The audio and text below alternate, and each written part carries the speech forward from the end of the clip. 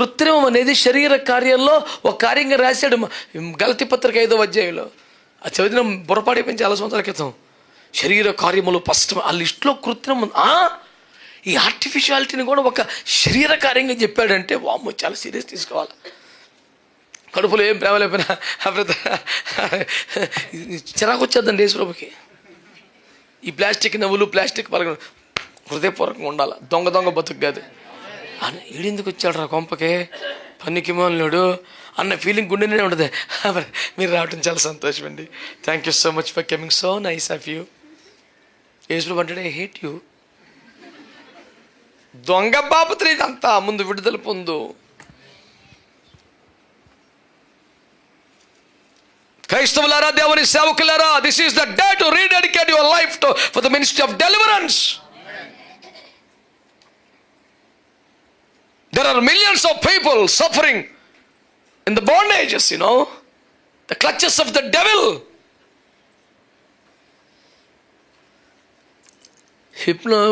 ఎన్ని పని చేస్తలేదు. లైట్ వేసి ఆపేసి ఇటు చూడు అటు చూడు, నీకు తలనొప్పోతుంది, నీకు చిరాకు వస్తుంది, నువ్వు కోపడుతావు. ఎన్ని చేసినా కాసేపే తర్వాత మామూలు ఉంటుంది. అవుతలేదు పని. యథార్థంగా ట్రై చేస్తున్నారు అల్లును. నువ్వు కూల్గా ఉండు, నువ్వు ప్రశాంత్. బీపీ పేషెంట్లందరికీ డాక్టర్లు చెప్పేది నువ్వు అగ్రెసివ్గా ఉండకూడదు, నువ్వు చికాకు ఉండకూడదు, నువ్వు ప్రశాంతంగా ఉండాలి, సాధ్యమైనంత కూల్గా ఉండాలి. ఆడికి అలా కుదిరితే అంత బీపీ ఎందుకు పెరిగిపోతుందిరా? ఆడి కంట్రోల్ తప్పేసింది. ఆడి మాట వింటలేదు. ఆడికి తెలుసు నేను ఇలా ఆవేశపడకూడదు, నేను ఇలాగ అగ్రెసివ్గా ఉండకూడదు, నేను కూల్గా ఉండాలని. కానీ తన మనసు తన కంట్రోల్లో వింటలన్నమాట. అదే ఆ పెద్ద మనిషి రాసిన పాట. అదే, గగనాన నీవే కొలిచావు, సాగర లోతుల్ని కొలిచావు, అయినా నీలోని మనస్సు స్వాధీనమందు లేదే. ఇప్పటికైనా మాటిని యేసుప్రభు అంటాడు. ఏం పాట రాశాడు ఆ పెద్ద మనిషి. గగనాన్ని నీవు గెలిచావు నేడు, సాగరాల లోతు కొలిచావు, అయినా నీలోని మనసు స్వాధీనమందు లేదా. ఎన్ని చేసినా మనసు ఒకటే మాట్లాడలేదు.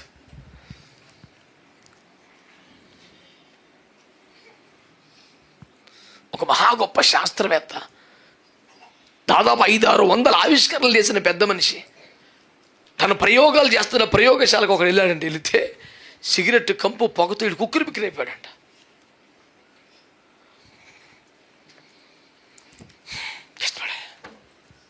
Sir, yes, what do you want? I just want to see you. Okay, it's gone. You can go now. No, I want to ask you some questions. No queries. You can go now. Please, sir. Please allow me to ask you something. Okay. Ask. You are the one of the team who discovered the disadvantages and dangerous things, consequences of smoking, but still you are smoking. He said, this is my reason, this is my habit. పొగ తాగుట వల్ల కలిగే ప్రమాదముల గురించి పరిశోధించిన టీంలో నువ్వు ముఖ్యుడు కదా. ఎందుకు పొగ తాగుతున్నావంటే, పొగ తాగుట వల్ల వచ్చే నష్టాలను కనుక్కున్నది నా పరిశోధన. తాగకుండా ఉండలేకపోవడం నా బలహీనత. నువ్వు వచ్చిన పని అయిపోయింది, వెళ్ళిపోయాం కదా.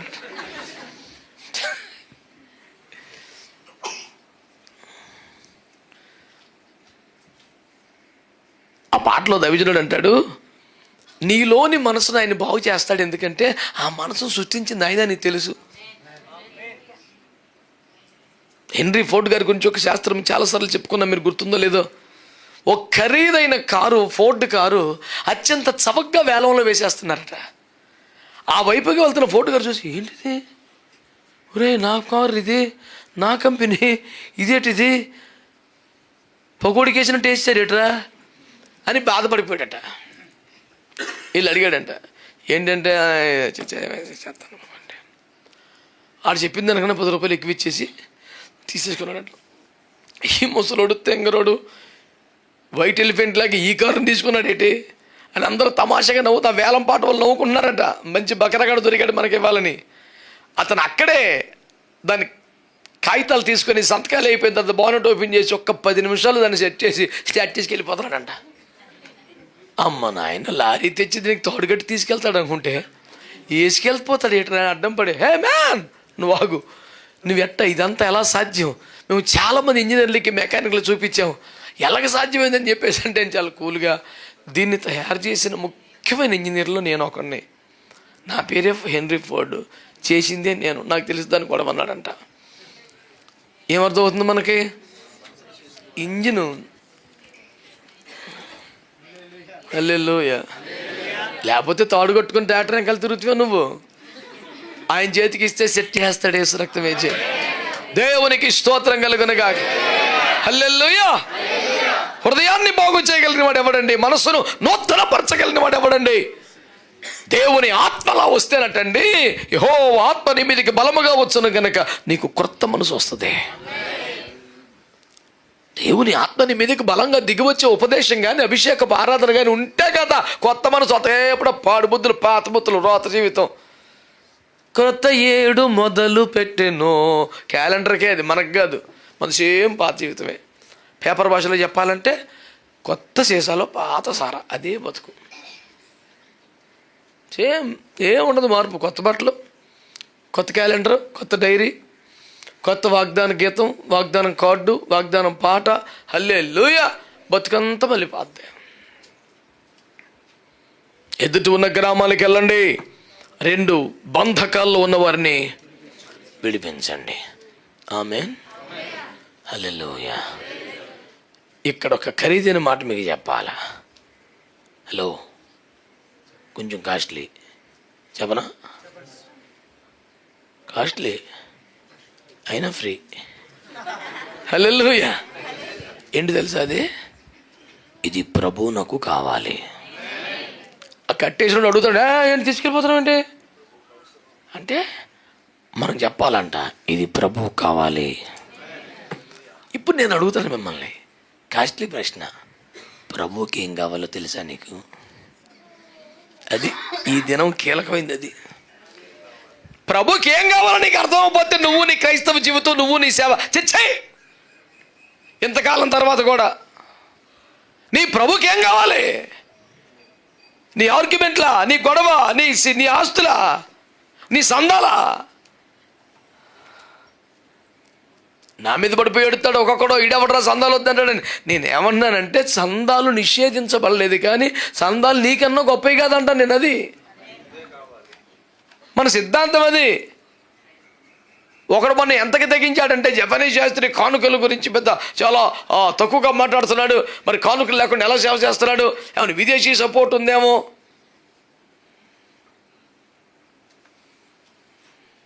పచ్చకామర్లోడికి, శీర్షాసనం వేసిన వాడికి లోకం తల్ల కిందలకి కనపడద్దంట. ఒరే, నువ్వు ఫోటోలు తీసుకొని, నువ్వు రిపోర్ట్లు రాసుకొని, నువ్వు సపోర్ట్ తెచ్చుకొని నువ్వు ఎవడి మీద పడి ఎడుతున్నావురా?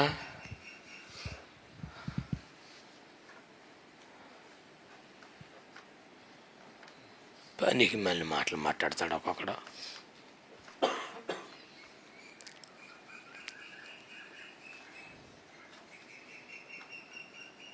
బైబిల్ సిద్ధాంతం ప్రకారం ఆది కాండంలో మొట్టమొదటి వ్యవహారం కానుక స్వీకరణ కాదు, తృణీకరమే. ఫస్ట్ కూటమైతే పోతే పగల రాత్రి కూడా సందా పట్టేస్తాం కాదు, నా మీద పడి ఏడిచి.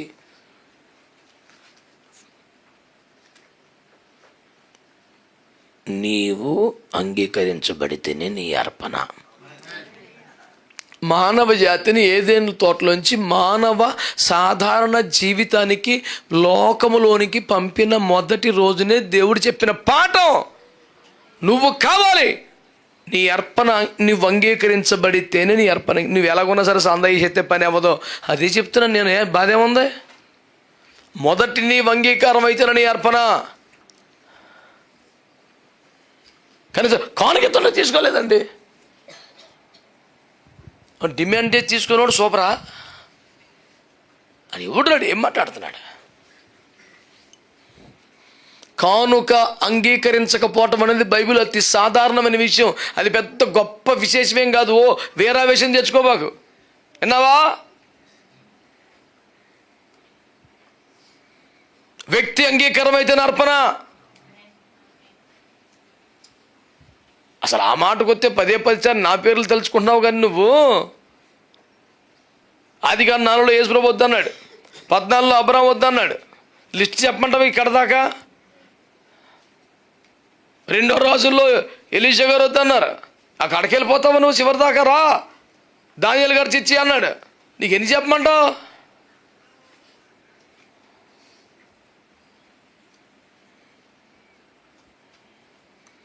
ఆ వ్యక్తిని బట్టి, పరిస్థితిని బట్టి, సమయాన్ని బట్టి, సందర్భాన్ని బట్టి, ఆత్మ నడిపింపుని బట్టి, వ్యక్తి ప్రేరేపణను బట్టి కొన్ని 100 రకాలు ఉంటాయి. అసలు ఎందుకో ఏంటో గొడవ ఏంటో గోత్రం సందా ఇదే ఎప్పుడు బ్యాచ్. నేను పడి చచ్చేది ఎందుకు? యేసు ప్రభు నీ దశంభాగం కోసం చచ్చిపోలేదు, కానీ నీ కోసం చచ్చిపోయాడు. అవునంటారు కదంటారా? నువ్వు ఇంపార్టెంటా, సందా ఇంపార్టెంటా? నువ్వు చర్చికి రావా, నువ్వు సమర్పించుకోవా, నువ్వు బాప్తీసం పొందవా? మరి కానుక పంపిస్తున్నాను పాస్టర్ గారు, మా పేరు మీద ప్రాసాది వేస్తాం, దా పెద్ద పేరు. అబ్రహాము కుమారుడని, ఇస్సాకు కుమారుడని, యాకోబు కన్ను కుమారులు, 12లో ఒకడైన యోధా కుమారుడని చదువుతాం రా. యేసుక్రీస్తు వంశవల్ల ఈ సండే స్కూల్ మాటలు తీసేయి.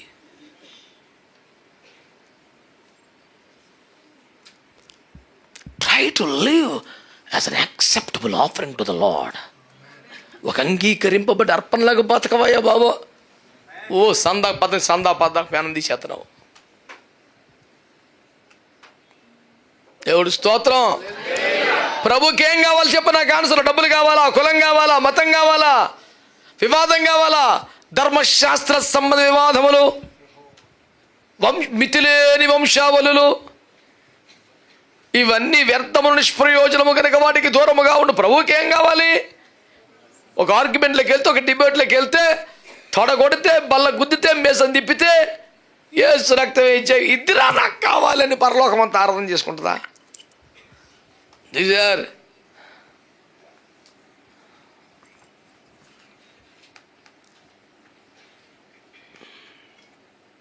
ఇదే ప్రశ్న పదే లేవనెత్తున. నీ ప్రభుకి ఏం కావాలి? నీకు అర్థమైందా?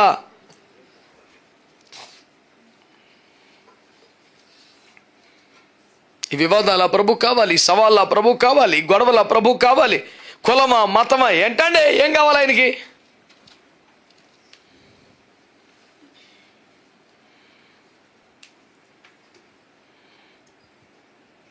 గొప్ప ఇంట్లో వెండి పాత్రలు ఉన్నాయి, బంగారు పాత్రలు ఉన్నాయి, కర్ర పాత్రలు ఉన్నాయి, మట్టి పాత్రలు ఉన్నాయి, ఘనత కొన్ని, ఘనహీనత కొన్ని. ఇందులో ఏ పాత్ర కొనుక్కు ఉంటావు? ఏ పాత్ర అక్కర్లేదు ఆయనకి. ఎవడైనా వీటిలో చేరక, ఏది అక్కర్లేదంట ఆయనకి. ఎవడైనా వీటిలో చేరక. చిన్నప్పటి నుంచి మేము ఉన్న ప్రసంగం ఏంటి? అయ్యో ప్రియమైన దేవుని బిడ్డ, వెండి పాత్రగా ఉంటావా, బంగారు పాత్ర లేక మట్టి పాత్రగా ఉంటావేమో అండ్ కళ్ళేసేసి చిచ్చే నేను మట్టి పాత్రగా ఉండను, అయితే బంగారం పాత్ర చీపుగా పోని వెండి పాత్రగా చూడు, అంతకని తగ్గనే ఒక ప్రభు అని తెగేడి చేసేవాళ్ళం. ఇది బంగారు పాత్ర కొంటున్నావా, వెండి పాత్ర కొంటున్నావా, లేక మట్టి పాత్ర ఉన్నామంటే వద్దు ప్రభువా నన్ను బంగారు పాత్రగా చేసేయి అని తెగేడి చేసాం సంవత్సరాల కొద్దీ. ఆ తర్వాత దేవుడు కన్నులు తెరిచి వాక్యం చూపిస్తే ఎవడైనా వీటిలో చేరక పోయింది కోట మొత్తం. అసలు అందులో చేరొద్దంట. వెండిలో కానీ, బంగారంలో కానీ, కర్రలో కానీ చేరక తన్ను తాను పవిత్రపరుచుకుని ఎడల యజమానుడు వాడుకునే పాత్రగా ఉంటాడు. ప్రభువు కావలసింది పవిత్రమైన పాత్రలు, వెండి బంగారు పాత్రలు కాదు. మేము పలానా అండి అక్కర్లేదండి, పవిత్ర పాత్రలు చాలండి. మేము హై సొసైటీ, మేము క్రీమ్ సొసైటీ, మేము ఎవరికా బాబు. దేవునికి పవిత్రమైన పాత్రలు కావాలి. ఇంకా గొడవ ఏమీ లేదు. ఇంకా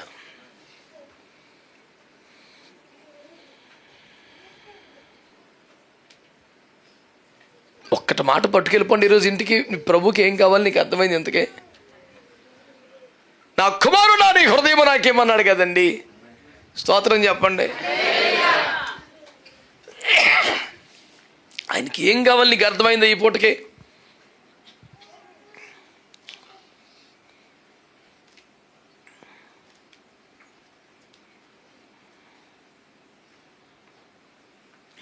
ఇంత పెద్ద క్రైస్తవ్యంలో ఇన్ని డిగ్రీలు చదివినావు, బీటీహెచ్లు, బీడీలు, ఎండీలు ఓ ఆయన పేరు పక్కన సౌతో కలిసిపోతున్నాం. అంబేద్కర్లో సగం వచ్చేసినాయి. కరెక్టే. దేవుడికి ఏం కావాలి?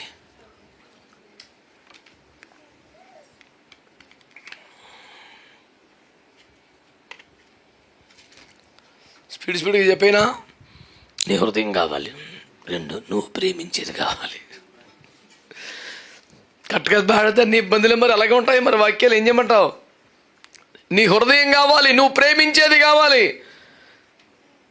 అబ్రామా, నువ్వు ప్రేమించదు నాకు అర్పించు. హల్లెలూయా, హల్లెలూయా. ఏంటి చెప్పు, నువ్వు ప్రేమించేది ఏంటి? వెండా, బంగారమా, కాస్ట్లీ బట్టల? బలి పెట్ట మీద యేసు రక్తం ఏం చేయం.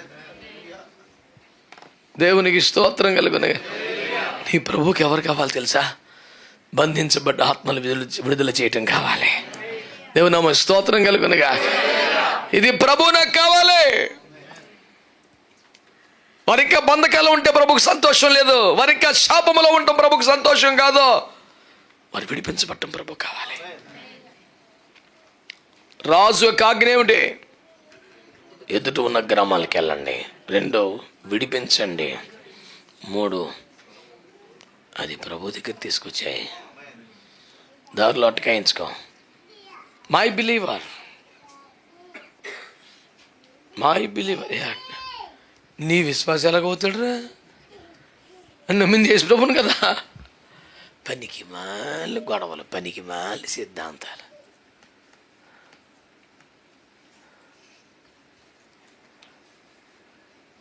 మన బిడ్డలు ఆయా పట్టణాల్లో ఆయా చోట్ల చదువులకో ఉద్యోగాలకో పెళ్ళిళ్ళు చేసుకుని ఉంటారా? ఎందుకుంటారు? నెలొచ్చేపటికి గ్యారెంటీకి దశమపడి వచ్చాయి లేదా నేను వచ్చేస్తాను చెప్పు.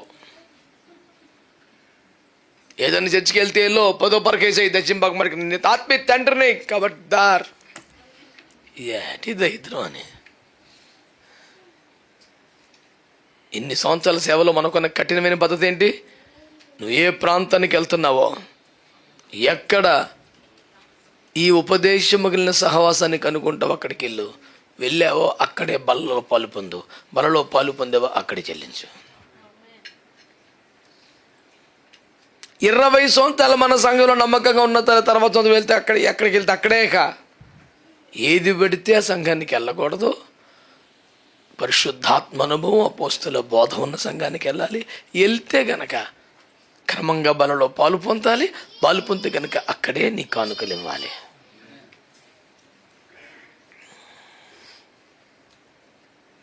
దేవునికి స్తోత్రం చెప్పండి. ఏం కావాలి ప్రభుకి తెలుసుకోండి. ఫస్ట్ విడిపించబడ్డ గాడి, విమోచించబడ్డ ఆత్మ దేవునికి కావాలి, మన ఖాతాలు వేసుకోవడానికి కాదు.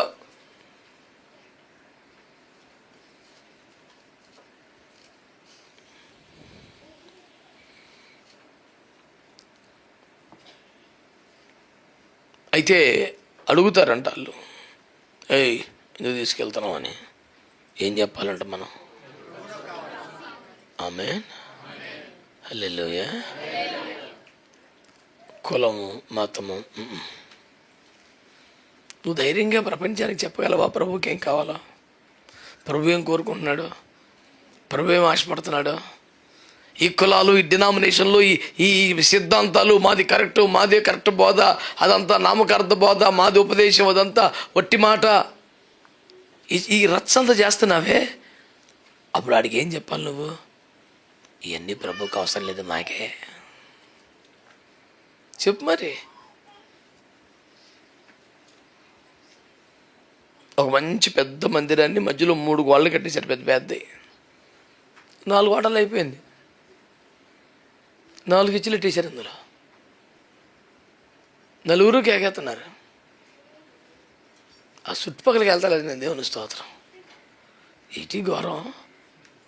ఒక మందిరాన్ని 4 వాటాలు చేసేసి 4 చర్చిలు పెట్టేసి 4 కేకేస్తుంటే, వామ్మో నీకు దండం అయ్యా, నేను మట్టుకు రాను ఎలా.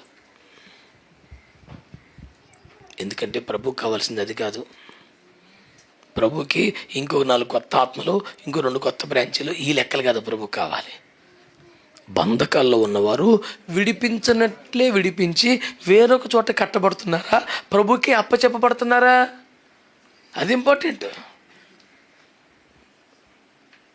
బిడ్డలారా, రాజు యొక్క ఆజ్ఞ అనండి. ఏముంటుంది? 2, 3. ఇంకొంచెం ముందుకు వెళ్తే ఒక పెద్ద సింహగర్జన వినబడుతోంది. ఆలయ ప్రవేశం చేశాడు. అక్కడ క్రయ విక్రయాలు జరుగుతున్నాయి. వారిని వెళ్ళగొట్టాడు. ఈ మందిరము నుండి మీరు వెళ్ళిపోండి, నా మందిరము సమస్త జనులకు ప్రార్థనా మందిరము, మీరు దాన్ని దొంగల గుహగా చేశారా అని విసిరేసి కొట్టేసి ఖాళీ చేయించేశాడు.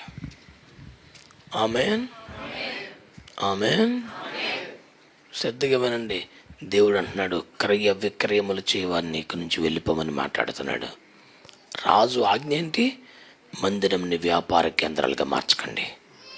అవునరు కదంటారా? అవునా కాదా? స్వయంగా తానే కొరడా పట్టి మరి ఖాళీ చేయించాడు. కనుక ఈ దినం దేవుని వాక్యాన్ని బట్టి మీరు అందరూ స్వీకరించండి. దేవునికి మందిరం ప్రార్థనా మందిరంగా ఉండటం కావాలి. వ్యాపార కేంద్రంగా మారటం ఇష్టం లేదు. క్రయ విక్రయాలకి వేదికగా మందిరం అవ్వకూడదు. దేవునికి మహిమకు స్థావరంగా ఉండాలి. ఆయన మహిమను, సమయాన్ని, స్థలాన్ని దొంగిరించి వ్యాపారం చేసుకునే పాపిష్టి గుహగా మారకూడదు. ఆమేన్. కనుక ఇదేదో మట్టల ఆదివారం పేరుతో పండగ చేసుకోవటము, దేశ కాలమాన పరిస్థితులను బట్టి విషాద వీచికలతో కృంగిపోవటమో కాదు. బాధ్యత గల దేవుని బిడ్డలుగా ఇప్పటికైనా విలాసవంతమైన కంఫర్ట్ జోన్స్లోంచి బయటికి రండి. సాక్షులుగా బ్రతకండి. బందీగృహంలో వారిని విడిపించండి. దేవుని వద్దకు వారిని తీసుకురండి. ప్రభువుకి ఏం కావాలో, ఏమక్కర్లేదు ధైర్యంగా ప్రకటించండి. ప్రభువుకి కులం అక్కర్లేదు, ప్రభువుకి మతం అక్కర్లేదు, నీ పర్సనల్ విషయాలు అక్కర్లేదు. నీ హృదయం దేవునికి ఇవ్వు చాలు. ప్రకటించండి, దేవుని మహింపరచండి. ఆలయాలను వ్యాపార కేంద్రాలుగా, క్రయ విక్రయాల చోట్లుగా మార్చకుండా ప్రార్థనా మందిరాలుగా వాటిని శుద్ధీకరించండి. దేవుడు మిమ్మల్ని అందరినీ దీవించునుగాక.